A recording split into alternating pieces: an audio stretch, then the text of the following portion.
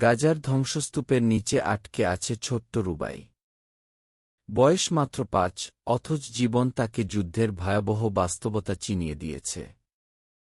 আগের রাতে বিমান হামলায় তাদের বাড়িটি ধূলিসাৎ হয়ে গেছে। বাবা-মা দুজনই নিহত হয়েছেন। একমাত্র বড় ভাই রশিদ ছিল তার শেষ আশ্রয়, কিন্তু সকালে ধ্বংসস্তূপের নিচে তার নিথর দেহ দেখতে পেয়েছে রুবাই। শরীরে প্রচণ্ড ব্যথা, ক্ষুধায় পেট জ্বলছে, কিন্তু তার চেয়ে বেশি কষ্ট দিচ্ছে একা হয়ে যাওয়ার ভয়।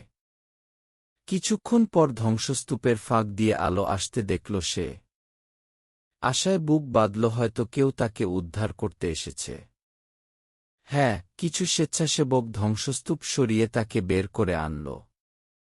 ছোট্ট রুবাই অবাক চোখে চারপাশ দেখল, সব ধ্বংসস্তূপ, রক্ত, কান্না আর ধোঁয়া। তাকে একটি অস্থায়ী চিকিৎসা শিবিরে নিয়ে যাওয়া হল। কিন্তু রুবাই জানত তার যাওয়ার জায়গা নেই। পরিবার নেই, ঘর নেই, এমনকি খেলার সেই ছোট্ট মাঠটাও নেই যেখানে সে একসময় বন্ধুদের সঙ্গে দৌড়াত। ডাক্তারের চোখে পানি, স্বেচ্ছাসেবকদের চোখেও দুঃখের ছায়া। রুবাই ধীরে ধীরে ফিসফিস করে বলল, আমি কি আবার বাবার কোলে ঘুমোতে পারব?